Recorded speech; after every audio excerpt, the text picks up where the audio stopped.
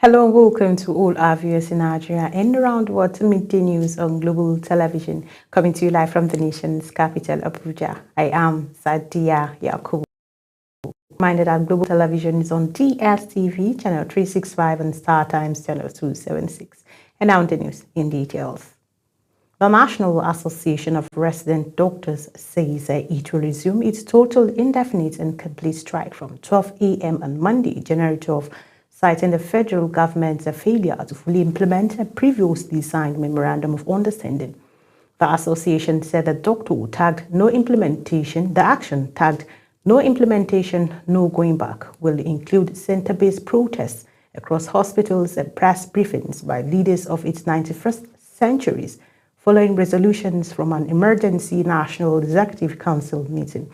The association warned that the strike will only end after government meets outstanding demands, including salary and promotion arrears, reinstatement of dismissed doctors, and full implementation of professional and specialist allowances.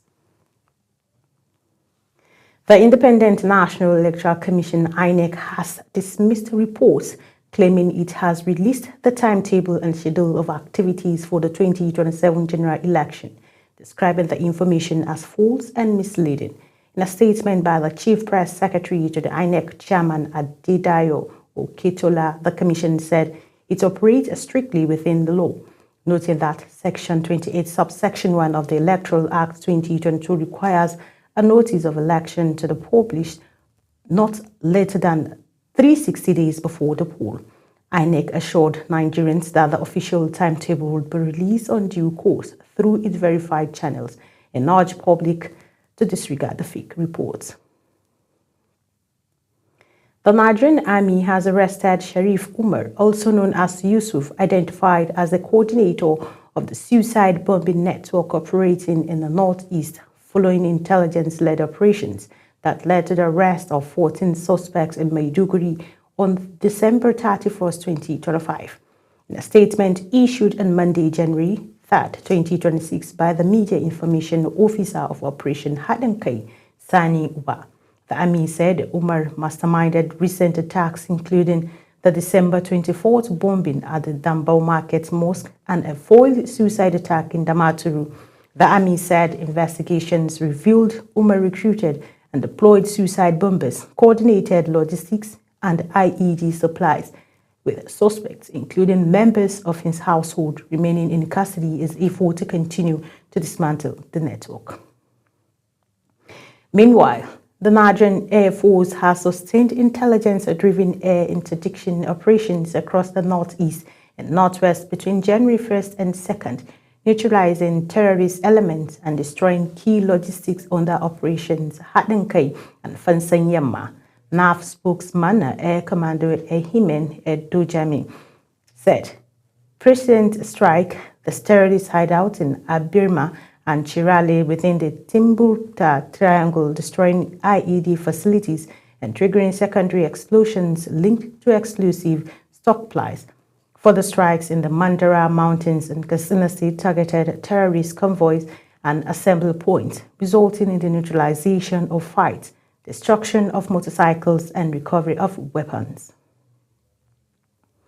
Former Kano State Governor and the NPP leader Rabiu Kwankwaso says he would only consider defecting to another party if offered the presidential or vice presidential ticket for 2027 general election. Speaking to supporters in Kano, Kwankwaso said he rejected the All Progressives Congress due to the absence of a concrete offer that would benefit both him and his followers nationwide. He also condemned the planned defection of Kano Governor Abba Yusuf to the APC, describing it as a betrayal and insisting the NNPP remains committed to its Konkosia ideology. Still talking politics, Minister of Federal Capital Territory Nyesom Wike says his political career will be destroyed if Rivers State Governor Siminalayi Fubara secures a second term. Speaking at a stakeholders meeting in Okrika, local government, Wike said a firm decision had been taken considering Fubara's political future, warning against what he described as repeating a leadership mistake. Wike accused Fubara of breaching the peace agreement that led to the lifting of emergency rule in Rivers State, insisting the issue would be corrected in 2027. In the meantime, the People's Democratic Party, PDP, in Rivers State has suspended its caretaker committee chairman for backing FCT Minister Nyesom Wike, insisting he remains expelled from the party. The PDP said it was public statement against Governor Siminalayi Fubara has an alleged association with Wike were capable of undermining the party's unity and stability in the state. Following an emergency meeting in Port Harcourt, the party appointed its Secretary Chief Obam Ojima as acting chairman and distanced itself from Ewo's remarks. As the world celebrates New Year, many Nigerians are already looking ahead with hopes that the new year will bring relief from the economy and security challenges experienced in 2025. From rising food prices to insecurity and unemployment, citizens say several promises fell short, leaving them eager for better governance in New Year. Kabir Hassan took the conversation to the streets of Abuja to hear what Nigerians expect from the government in 2026 and what they believe was missing in 2025. For many residents in the nation's capital, 2025 was a year marked by hardship, high inflation, insecurity, poor power supply, and unemployment dominated daily conversations as families struggled to cope with the rising cost of living. On the streets of Abuja, Nigerians say their expectations from the government in 2026 are shaped largely by the gaps they faced in 2025. Our first priority is one, security, safety of the citizens, understand. We have faced a lot of challenges the past year, 2025. The expectation is very high as a Nigerian, as far as I'm concerned, but the government has to do a lot. They need to do a lot if they want to ensure that the insecurity is put to an end. A lot of expectation. Issue of we have had a lot of challenges in the aspect of insecurity, and thank God recently we have seen the handwork of the government. There are a lot of improvement in tackling insecurity. While some Nigerians are calling for stronger economic policies, others want improved security, better infrastructure, and affordable food prices. Many insist that the governance in 2026 must focus on the welfare of ordinary citizens rather than political promises. Is to empower the military, empower the security. We are not going analog. The world have gone digital. You can't fight insecurity by using PACPO that are using here. America, they release one missile. See what happens. So we need empowerment. We need to empower our security, the military. Just use technology to fight insecurity. If the political will is there, even you and I can make a change. There are so much that we need the government to work on in the aspect of hardship. Things are very, very hard, extremely hard. As Nigeria steps into 2026 with cautious optimism, their message remains clear: leadership must translate promises into action. For many, the hope is that the lessons of 2025 will guide better decisions, restore public trust, and deliver tangible improvement to everyday life. Kabir Hassan, reporting for Global TV News. The Niger State government has approved the reopening of selected public and private schools across the state from Monday, January 12, 2026, following security assessment and consultations. The decision, announced in a statement by the Commissioner for Basic and Secondary Education, Hadiza Muhammad, was approved by Governor Umar Bago to ensure continuity of learning while prioritizing safety. The government said only schools in secured areas will resume, with a full list to be released on the resumption dates. The federal government has intensified efforts to address decades of environmental degradation and pollution-related health challenges in Ogoniland, with moves to operationalize the Ogoni Specialist Hospital. The initiative, being implemented through the Hydrocarbon Pollution Remediation Project, represent a critical link between environmental remediation and public health recovery in the oil polluted Niger Delta region. Environment correspondent Ubong Usoro reports. Ogoniland in Nigeria's Niger Delta is one of the regions most impacted by decades of oil exploration, environmental pollution, and repeated ecological disasters, with lasting consequences for human health and livelihood. As part of government environmental justice efforts, the Technical Planning Committee on the Operationalization of the Ogoni Specialist Hospital has submitted its report to the Hydrocarbon Pollution Remediation Project, HYPREP, at the Project Coordination Office in Port Harcourt, Rivers State. The committee comprises seasoned health professionals drawn from within and outside Ogoniland. Their mandate was to develop a comprehensive and environmental responsive operational framework to ensure the sustainable running of the hospital upon completion. Chairperson of the Technical Planning Committee, Christy Mato, says the establishment of the Ogoni Specialist Hospital is a direct response to the long-term health impact of environmental pollution resulting from years of oil exploration in Ogoniland. Ogoniland, like we know, has been exposed to prolonged oil contamination that has limited water sources, soil, and air. The consequences have caused a complex mix of direct environmental poisoning and socio-economic issues. Project coordinator of HYPREP, Nedi Barini Zabi, disclosed that the construction of the Ogoni Specialist Hospital has reached 78.2% completion, noting that the technical committee was established to provide a clear and sustainable operational pathway for the facility.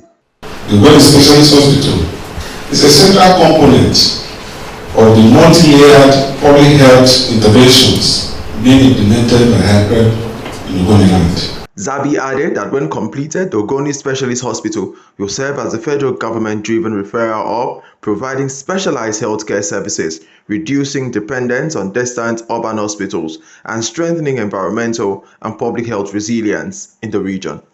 The federal government says the project represents a deliberate policy step in linking environmental cleanup with public health recovery, as Ogoniland continues on a path of environmental restoration, health rehabilitation, and improved quality of life. Ubong Osoro for Global Television News. Festivities in Abuja continues as many unusual busy roads remain dry, with limited vehicular movement and few people on the streets. Again, our correspondent, Ubong Osoro, reports that many residents are still spending quality time with family and friends. Say the weather can influence the mood, but in Abuja, residents remain in celebratory spirit as New Year festivities continue, resulting in dry roads across the city. Major roads and neighborhood streets across the Federal Capital Territory show reduced traffic, a clear sign of the holiday period. Speaking with Global Television, Abdurrahman Mohammed said many residents are still visiting family and friends and gathering at relaxation spots to enjoy the new year. Yes, usually it's not a working day, it's a day people are supposed to rest. Some residents say the reduced traffic and dry roads have made movement easier for those with vehicles, although it has been a bit difficult for people waiting for taxis to find transportation. People are still celebrating the new year. This is a New Year season, and several Abuja residents have traveled out. And then the few ones that remains are either indoor or just strolling around. As the New Year celebration continues, Abuja residents remain hopeful and optimistic that by Monday, activities will be back to normal. But for now, the celebration continues. Ubong Osoro for Global Television News. You're watching the live broadcast of Midday News. When Midday News returns, world leaders at African Union react to U.S. strike in Venezuela. Details coming shortly, plus business and sports stories on the other side of this break. Please stay with us.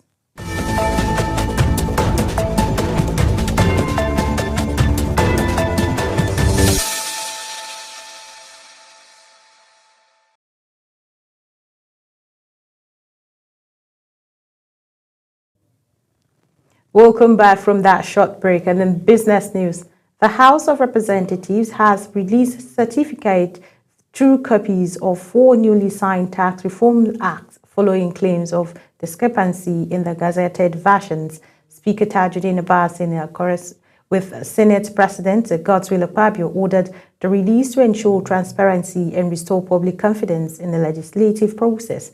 The acts include the Nigerian Tax Act 2025, Nigerian Tax Administration Act 2025, National Revenue Service Act 2025, and the Joint Revenue Board Act 2025.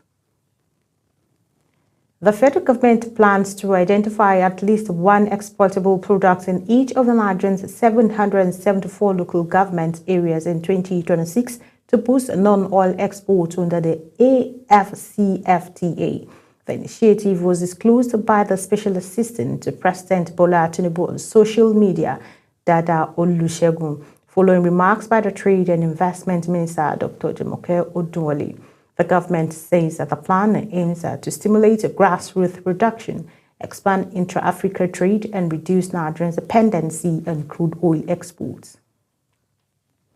Data from the Central Bank of Nigeria says Nigeria's banking sector showed 229 physical branches in 2024 as customers increasingly relied on point-of-sale terminals for transactions. The number of bank branches fell from 5,373 in 2023 to 5,144 in 2024, even as POS transactions volume rose by 33% to 13.88 billion. The value of POS transactions more than doubled to 223.27 trillion naira, underscoring the rapid shift from physical banking to electronic payment channels. And on the foreign scene, figures from the Canada Border Services Agency says Canada has deported 366 Nigerians between January and October 2025. An additional 974 Nigerians are currently awaiting removal, placing Nigeria among the top countries affected by Canada's immigration crackdown. The agency now deports nearly 400 foreign nationals weekly, the highest rate in over a decade. World leaders have issued mixed reactions to the United States airstrike in Venezuela and reported capture of President Nicolas Maduro, with an emergency United Nations Security Council meeting slated for Monday. Russia, China, Brazil, France, and Turkey condemned the action as a breach of international law, while Italy defended it and Germany criticized Maduro's leadership, both urged legal restraint. The United Kingdom said it was not involved in the operation and called for adherence to international law. The African Union expressed grave concern over the development, reaffirming its commitment to sovereignty and peaceful conflict resolutions. The AU urged all parties to exercise restraint and pursue a Venezuelan political dialogue. In the meantime, Venezuela's Supreme Court has appointed Vice President Delcy Rodriguez as the interim president following the capture of President Nicolas Maduro by the United States forces. The court said Rodriguez would assume executive powers to guarantee administrative continuity in national defense amid the president's forced absence. U.S. President Donald Trump said Washington will oversee Venezuela temporarily, though details of the transition plan remains unclear. Israel says 37 humanitarian agencies supplying aid in Gaza have not met a deadline to meet security and transparency standards, stating that they would be banned from the territory despite an international outcry. The international non-governmental organization, which had been ordered to close detailed information on their Palestinian staff, will now be required to cease operations by March 1st this year. Bring us more. The United Nations has warned that the action will worsen the humanitarian crisis in the war-ravaged Palestinian territory, with several NGOs saying the requirements contravene international humanitarian law or endanger their independence.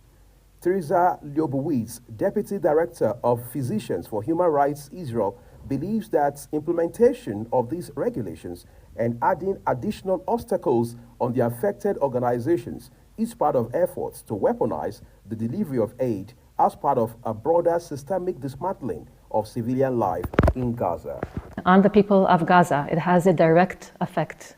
It means that international organizations that have expertise, that are known around the world for providing humanitarian aid, that have expertise in Gaza itself, that have the trust of the community there, that have connections, will no longer be able to do what they have done.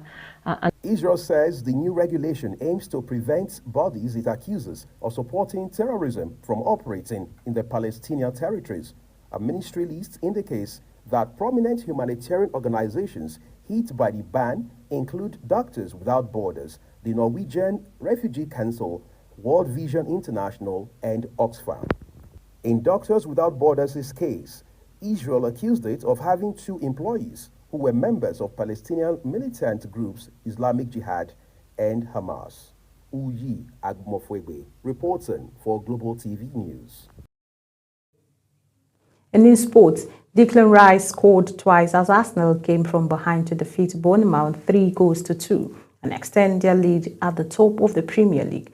Rice returned from a knee injury to deliver a composed finish after Gabriel Magalhaes has cancelled out an early Bournemouth opener. The win moves Arsenal 6 points clear, with Manchester City holding the game inland. Former world heavyweight champion Anthony Joshua has returned to the United Kingdom following a fatal car crash in Nigeria that claimed the lives of 2 close associates. British media reported Joshua arrived in London on Friday, days after Nigerian police charged the driver involved with a dangerous driving causing death. Joshua's return comes ahead of a funeral arrangement for his late trainer and the coordination court. And that's it on Media News. A quick reminder that Global Television is on DSTV channel 365 and Star Times channels 276. Kindly follow us across all social media platforms now showing on your screen using @Global TV NG. I am Sadia Yakubu saying thank you for watching.